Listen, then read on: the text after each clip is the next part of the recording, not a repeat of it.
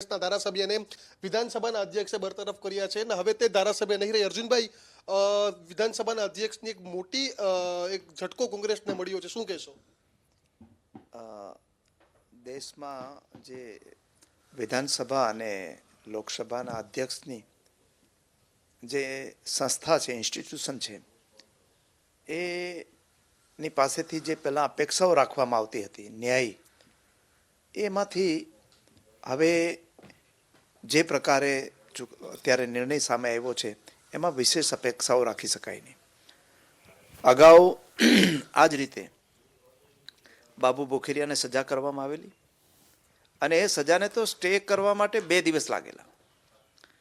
એના પછી હમણાં જ 2 વર્ષ પહેલાં લોકસભાના સભ્ય નારણ કાછડિયાને એને પણ 2 વર્ષ કરતાં વધારે સમયની સજા કરવામાં આવેલી. એની પણ સજા સસ્પેન્ડ કરવામાં નહોતી આવી. જ્યારે ભગવાનભાઈ બારડની સજા તો સસ્પેન્ડ કરવામાં આવી છે અને સામે સ્ટે કરવામાં આવ્યો છે. 30 દિવસનો સ્ટે છે, એટલે એની સામે તો કોઈ પગલાં લેવાનો સવાલ જ ઊભો નથી થતો. પણ અગાઉના બંને કિસ્સામાં લોકસભાના સ્પીકર કે રાજ્યસભાના વિધાનસભાના સ્પીકરે કોઈ પગલાં લીધા નહોતા. એટલું જ નહીં, જે તે વખતે નરેન્દ્ર મોદીજી મુખ્યમંત્રી હતા, નૈતિક ધોરણે સજા પામેલા વ્યક્તિને ક્યારેય કેબિનેટમાં સ્થાન આપી શકાય નહીં, છતાં એને કેબિનેટમાં સ્થાન મળેલું અને એ ચાલુ પણ રહ્યા હતા. આ પ્રકારના બેવડા ધોરણો એ લોકોના છે. એ દુર્ભાગ્યપૂર્ણ બાબત છે કે સ્ટે હોવા છતાં સ્પીકરે આવું પગલું લીધું છે. ટેકનિકલી તમે વાત બાબુ બોખીરિયાની કરી રહ્યા છો, નારણ કાછડિયાની વાત કરી રહ્યા છો, તે બંને ટેકનિકલી કઈ રીતે સસ્પેન્ડ થતા હતા? જુઓ, કોઈ પણ સજા કોઈ કોર્ટ કરે તો 2 રસ્તા હોય છે એની સામે સ્ટે માગવાના. એક તો જે સજા કરનાર કોર્ટ પોતે જ એને સ્ટે કરી દે કેસને, અને બીજી એની અપીલ કોર્ટમાં જાય અને ત્યાંથી સ્ટે મેળવે. હવે અહીંયા તો સજા કરી, પણ સજા કર્યા પછી તુરત જ એ જ કોર્ટે બીજી કોર્ટમાં અપીલ દાખલ થાય અને એક નિર્ણય લે. એટલા માટે 30 દિવસનો એને સજા સસ્પેન્ડ કરીને એને સ્ટે આપવામાં આવ્યો છે. એટલે અત્યારે વાસ્તવિકતામાં કોઈ સજા છે જ નહીં. હવે જો નવી કોર્ટ છે, જે ઉપલી કોર્ટ છે, એ 30 દિવસમાં જો સજાને સ્ટે ન કરે તો જ આ એની સામે પગલાં લેવાનો પ્રશ્ન ઉપસ્થિત થાય, નહીં તો થતો જ નહોતો. અગાઉના કેસોમાં તો સજા સ્ટે થયેલી નહોતી, છતાં આ પ્રકારે એની સામે કોઈ પગલાં લેવાયા નહોતા. એટલું જ નહીં, પણ મંત્રી તરીકે પણ બાબુભાઈને ચાલુ રાખવામાં આવ્યા હતા. પરંતુ હાલ આ નિર્ણય લેવાયો છે, તમારો શું આક્ષેપ છે? કેના ઈશારા નિર્ણય લેવાયો છે? લોકસભાની ચૂંટણી પહેલા શા માટે કોંગ્રેસના ધારાસભ્ય સસ્પેન્ડ થાય છે?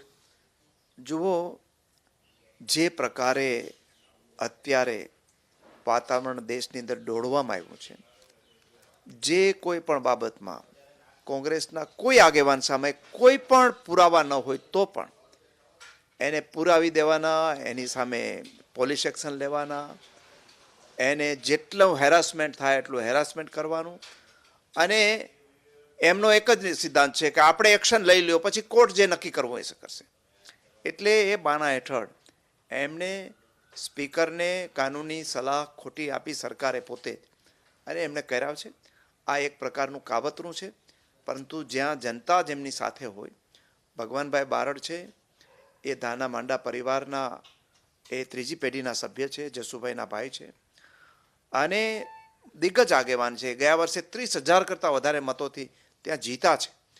એટલે ભારતીય જનતા પાર્ટીને એવું હોય કે અમે લાંબે ગાળે આ સીટ લઈ લેશું, તો એમાં પણ શક્ય નથી.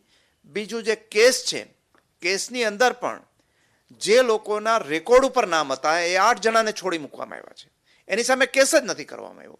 જ્યારે ભગવાનભાઈ સામે તો એક પણ પ્રકારની રેકોર્ડ ઉપરનો એવિડન્સ નથી, છતાં એ પગલાં લીધા છે. એટલે એની અંદરથી જરૂર અમને ન્યાય મળશે. અમને આપણી જે ન્યાય પદ્ધતિ છે એના ઉપર વિશ્વાસ છે. પરંતુ કોંગ્રેસ હવે આની સામે શું એક્શન લેશે? કોર્ટમાં જશે, કોર્ટના દ્વાર ખખડાવશે? ચોક્કસપણે જે કાનૂની રસ્તાઓ ખુલ્લા જ છે અને કાનૂની રસ્તાઓ અમે કાનૂની પ્રક્રિયા હાથ ધરવાની અમે શરૂઆત પણ કરી દીધી છે. પરંતુ તમે કોંગ્રેસ પક્ષ વતી વિધાનસભાના અધ્યક્ષ સામે સવાલ ઉઠાવી રહ્યા છો અત્યારે? ચોક્કસપણે આ પહેલી વખત ઉઠાવ્યા છે એવું નહીં, અગાઉ પણ ઉઠાવેલા છે. લોકસભાના સ્પીકરની સામે પણ એ વખતે સવાલ ઉઠાવ્યો હતો કે એની સામે શું કરવા, ત્યારે પગલાં ન લીધા. અહીંયા અનેક બાબતોની અંદર સવાલ ઉઠેલા છે. એમણે એટલીસ્ટ ચુકાદો મેળવી પોતે સ્વતંત્ર કાનૂની સલાહ લઈ અને ભગવાનભાઈને સાંભળ્યા પછી જ નિર્ણય કરવો જોઈએ. એક તરફી નિર્ણય થઈ શકે નહીં. પરંતુ હવે એવું લાગે છે કે વિધાનસભાની અધ્યક્ષ છે તે એક તરફી નિર્ણયો તમામ પ્રકારના કરે છે. જુઓ, સ્પીકરની ઇન્સ્ટિટ્યુશન વિશે ઓછું બોલાય એટલું જ સારું છે. જે પ્રકારે ગુજરાતમાં અને ગુજરાત બહાર, ગુજરાતમાં તો એક વખત એવો હતો કે આપણું જે સંસદીય પ્રણાલી છે એ બીજા રાજ્યો અપનાવતા હતા. અત્યારે જે પ્રકારે સંસદીય કાર્યવાહી ચાલે છે વિધાનસભાની અંદર, એની અંદર કઈ પ્રકારે નિર્ણયો લેવાય છે એ બાબતથી આખું ગુજરાત જાણીતું છે. મારી વાત એટલી જ છે કે આ નિર્ણય ભૂલ ભરેલો છે, ગેરમાર્ગે દોરીને લેવામાં આવ્યો છે અને એની સામે અમે કાનૂની પડકાર આપીશું. બિલકુલ, તો આ હતા અર્જુન મોઢવાડિયા, નેતા કોંગ્રેસ, જેઓનું કહેવું છે કે આ ભૂલ ભરેલો નિર્ણય છે અને વિધાનસભાના અધ્યક્ષ પર પણ તેને સવાલ ઉઠાવ્યા છે અને કહ્યું છે કે આ જે ચુકાદો આપ્યો છે, આ જે સસ્પેન્ડ કરવામાં આવ્યા છે ધારાસભ્યને, તેને કોર્ટના દ્વાર કોંગ્રેસ ખખડાવશે ને તેની તૈયારીઓ પણ કોંગ્રેસે અત્યારથી કરી દીધી છે. કેમેરા પર્સન કમલેશ પટેલની સાથે દીક્ષિત ઠકરાર, ABP અસ્મિતા, અમદાવાદ.